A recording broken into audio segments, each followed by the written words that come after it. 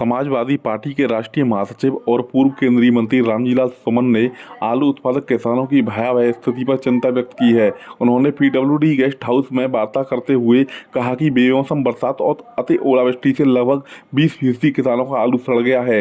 आलू का भाव अत्यधिक कम होने की वजह से फिरोजाबाद सहित कई जनपदों में किसानों ने आलू की खेती को जुतवा दिया है। श्री सुमन ने कहा कि राज्य सरकार ने घोषणा की है कि वह 650 रुपये प्रति क्विंटल की दर से किसानों से आलू खरीदेगी। यह किसानों को चढ़ाने के अतिरिक्त और कुछ भी नहीं है। देश और प्रदेश की सरकारें किस दुनिया में रह रही हैं, इन्हें कोई जमीनी जानकारी नहीं है। किसान की 1 क्विंटल आलू पैदा करने की लागत करीब 1187 रुपये प्रति क्विंटल है। किसानों की आमदनी दोगुनी करने का राग अलापने वाली सरकार किसानों को मिट्टी में मिलाने और कृषि छोड़ने के लिए व्यवस्था कर रही है। उन्होंने कहा कि फसल की क्षति का वास्तविक मूल्यांकन किए बगैर जो आर्थिक सहायता मिलती है वह ऊंट के मुंह में जीरे के समान है। आलू किसान अत्यधिक परेशान हैं और आज स्थिति ये है कि तमाम किसानों ने अपना आलू जुताई करके खेत में ही छोड़ दिया है।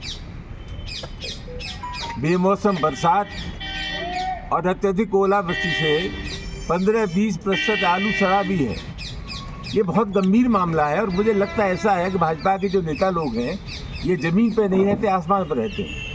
आलू की प्रति क्विंटल लागत है 1200 रुपया और उत्तर प्रदेश की सरकार ये कह रही है कि हम 650 रुपये प्रति क्विंटल आलू को खरीदेंगे।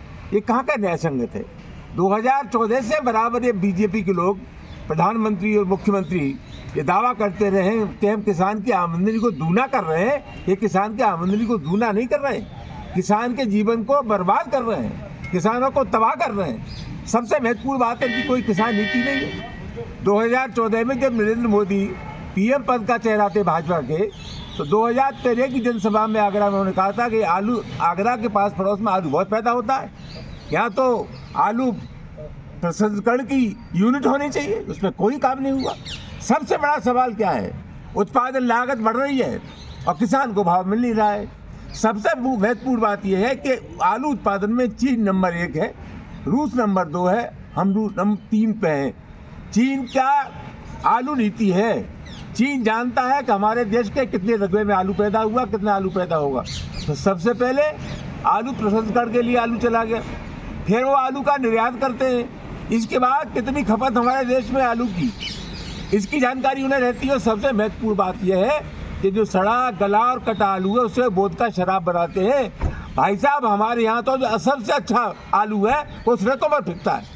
ये सरकार किसानों की ज़िंदगी लेने पर पड़ी हुई है और वही एक क्षण होता है जब किसान बेबस हो जाता है कि या तो वो खेती छोड़ दे या आत्महत्या कर ले, इसके अलावा उसके पास कोई विकल्प नहीं देता। जब आपकी सरकार थी तब निर्यात नीति से कितना आलू किसानों को फायदा हुआ, तो अब कितना फायदा हुआ? देखिए, मैं तुलनात्मक लिहाज से कोई बात नहीं करता।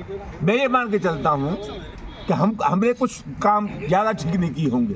बीजेपी को लोगों ने इसलिए चुना है कि तुम अच्छे काम करो, पिछली बातों को छोड़ दीजिए, अच्छा क्या कर रहे हो उस पर चर्चा होनी चाहिए। और निर्यात नीति सरकार कह रही है, आपका गठबंधन लगातार मांग कर रहा है कि निर्यात नीति होनी चाहिए, तभी आलू का कुछ किसानों का भला हो सकता है। क्या देखिए, सबसे बड़ा सवाल क्या है?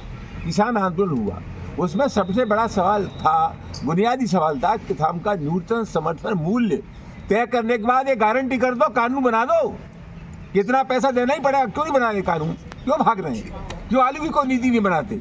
ये जानबूझ करके नीतियाँ नहीं बनाना चाहते जिससे किसान को फायदा न हो। ये और जो दावे ये करते रहे, ये दावे सब झूठे हैं। भारत सरकार ने 462 करोड़ रुपया भेजा प्राकृतिक आपदा का उत्तर प्रदेश के लिए, उसमें से भी सिर्फ 40 करोड़ रुपया राज्य सरकार ने अवमुक्त किया।